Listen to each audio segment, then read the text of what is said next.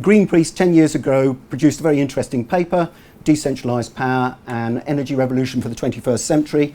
And what they said is that what's decentralised energy? Well, it's pretty much the opposite of what we have at the present. Outrageously inefficient energy system which was designed to meet the needs of a society that hadn't even heard of climate change. Okay, about OVESCO, well, we set up in 2007 and we set off on the back of a project with Lewes District Council to encourage local microgeneration, and we put in a bid for a tender to run the local microgeneration project where we gave grants to local people, mostly for solar panels, and that allowed us to set up an office in Lewes, and I was paid part-time to then distribute the grants on behalf of Lewes District Council. And then in 2010, we set up an Industrial and Provident Society for Community Benefit so that we could raise a share issue and we could use the money from the share issue to invest in a local renewable energy project. And I got involved with this because of Transition Town Lewes. I also got involved with it because in 2000 Lewes flooded and there was a lot of interest suddenly in the town about climate change concerns, and groups sprung up about that. And it's the same for a number of groups across the country. I mean, we just talked about Low Carbon West Oxford. They had the same kind of experience. And OVESCO then held things like energy fairs in the town centre. We got local microgeneration companies to come and talk about solar panels, ground source heat pumps, insulation for homes and things like that. One of our directors built a bike that then you can power lights from. We took this around to schools to explain to school children just how difficult it is to generate electricity. And we had a series of events called Open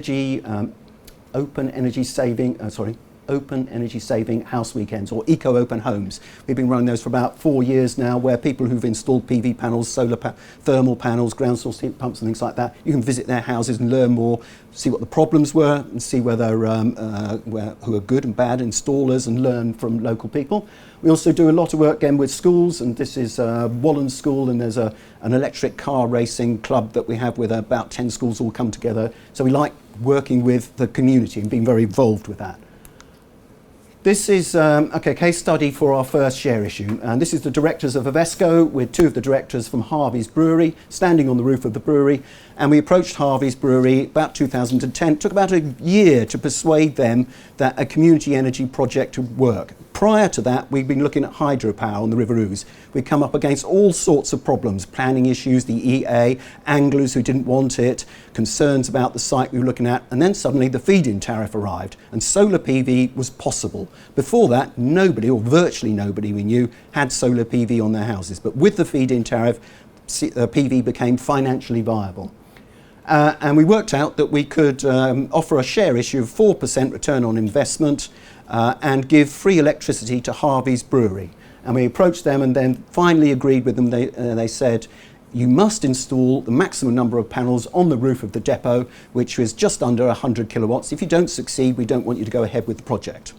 And there was a cut coming for the feed-in tariff, so we had to rapidly raise the funding for the project. And we said to the installer, if you don't install these panels before the feed-in tariff cut comes, we had a contract with them which said you have to take them all off and give our money back to us, which was pretty harsh on them, but they did go ahead and sign that contract with us. We raised the share issue in the town hall. Here's some of the directors of OVESCO, and Haveys Brewery then brewed a special beer, and we had about 300 people attend and start investing.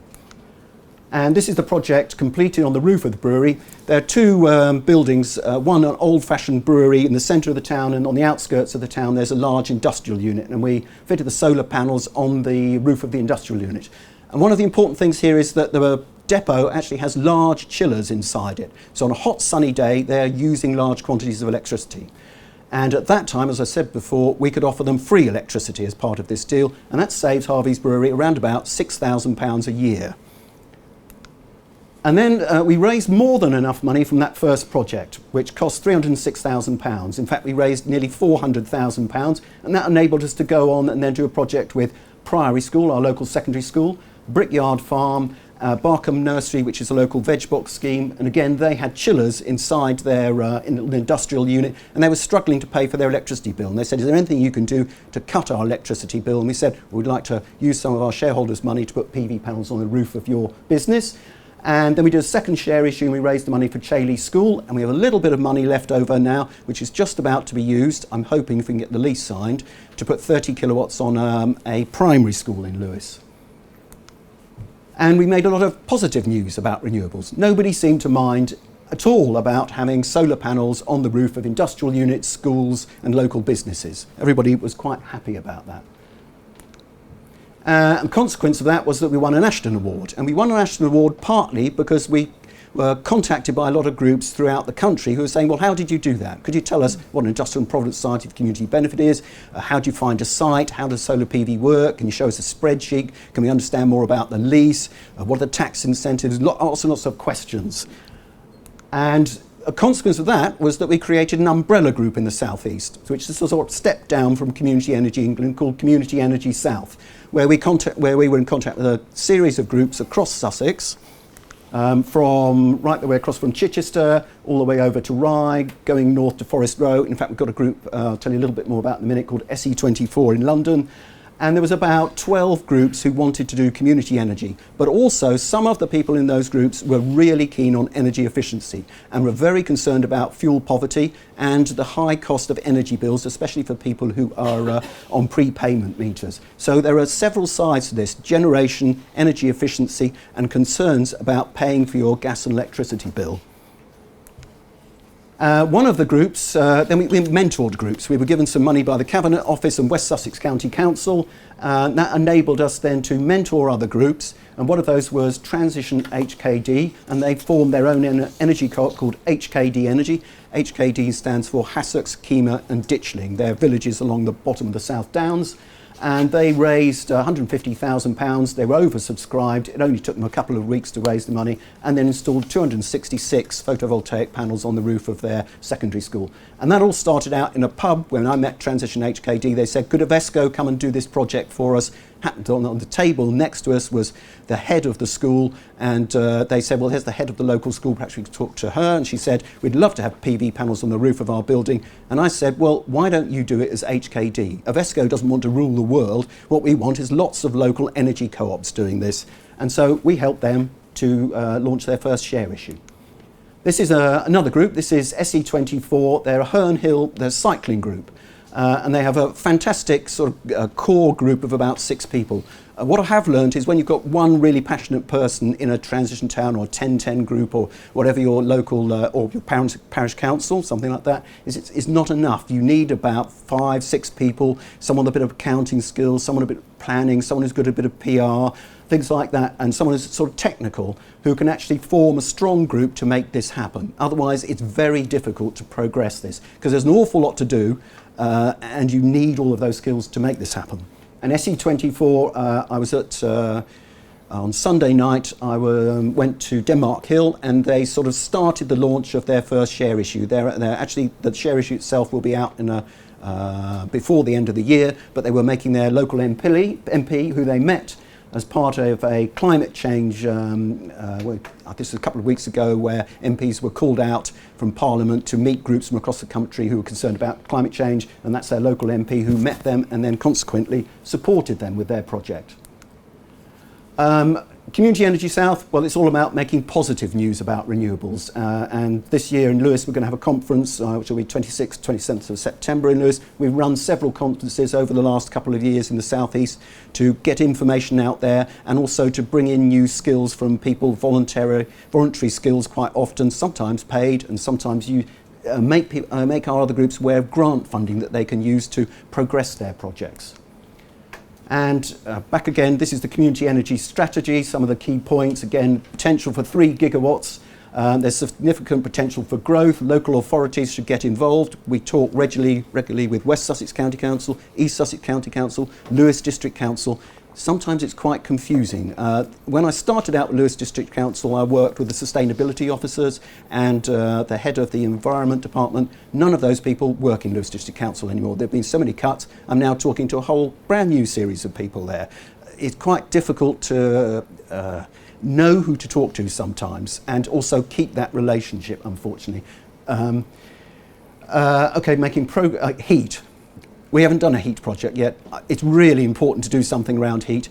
Just north of us in Balcombe, which is a village just north of Lewes, they're trying to do a district heat scheme. They're off mains gas. A lot of people rely on oil. They want to get off oil. It's true, oil is cheaper now.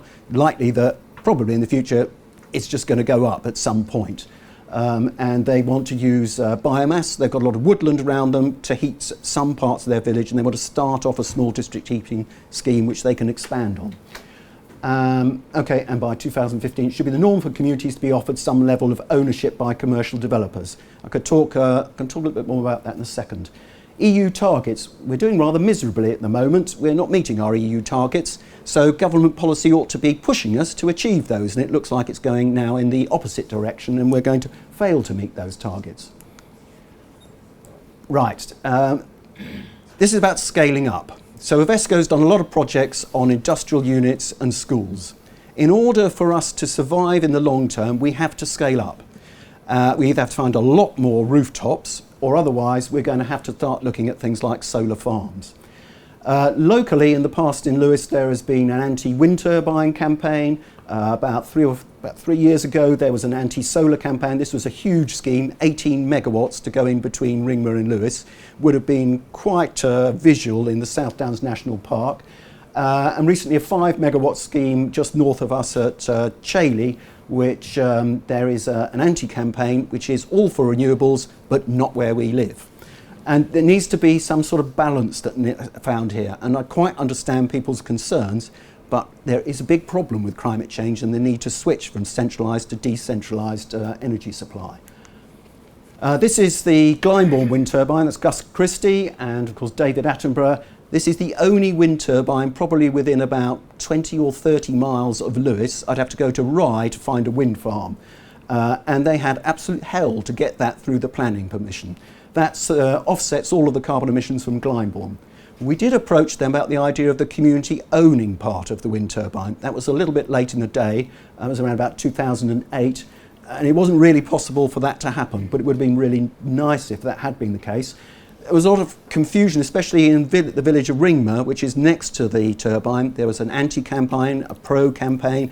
There were people saying that I won't be able to sleep at night. There'll be rays coming from the turbine. It doesn't work. The technology fails. Well, I think people have been able to sleep at night time, and that does generate enough power to offset all of Glyndebourne's electricity needs and then make them sort of zero carbon. And this is a group, the WI, which Forum for the Future asked us to take to Bow Glyndebourne to have a look at the turbine and then to go on the roof of Haveys brewery. And we try our best with the resources that we've got to take people to see our projects and see how they work. And I think that's important to share that knowledge with other communities. This, we've already touched on this. This is probably it is the largest community-owned or cooperative solar farm and wind farm, and this is Westmill, which is an Energy for All. Energy for All, I once sat in a meeting with them in Manchester with Cooperatives UK, and they said, we might be big in terms of cooperatives, but we're tiny compared with the utility companies. And you know, this is the sort of scale that we need to achieve with the backing of communities to make a real dent and get to that 3 gigawatts. And this was positively received, 5,000 local people who own 16 million pounds of solar PV there. I'm not sure that's 16 million of solar PV and the turbines or just the solar PV. Wonderful project, brilliant farmer, Adam Twine, who got behind it all. And this, returning again, is Repower Balcombe. There is another group I've just heard of in Kent who have exactly the same issue. Fracking is sort of coming in their direction and they want to set up the alternative. And what Repower Balcombe said is, well, if we're not going to have fracking, we've got to say where our energy supply is coming from somehow. So they got behind solar PV, installed that on some buildings, and they're now looking at a solar farm. And there's a wonderful blog which 1010, they're quite involved with 1010, wrote in relation to a visit that they did to a solar farm that has sheep and goats in it, wildflowers, butterflies and bees and things like that. On that subject as well, there's a solar farm near to me at Berwick. And Berwick is looking at trying to do a joint ownership project with the community. They've already built the commercial developer side of the farm, which is more than 5 megawatts. I think it's about 6-7 megawatts. I went to see that solar farm when it was being built. It was an absolute mud bath, and it was like a huge construction site and was quite shocking, even for someone me who's pro-renewables. I went back 6 months later and we took some photographs of it. There's wildflowers growing, bees, butterflies, and it looks entirely different. And I felt much happier about what I saw there. And because Lewes is in a national park, and probably it will be very difficult to build a community-owned wind farm, chances are if OVESCO wants to scale up, and we are looking at this, it's going to have to be a community-owned or joint-owned solar farm to get us to that kind of scale. And this is just ending up, we want to form people in the community who back renewables, who are happy to see at certain scale this happen near to them. And so we call these the YIMBY people. Thank you very much.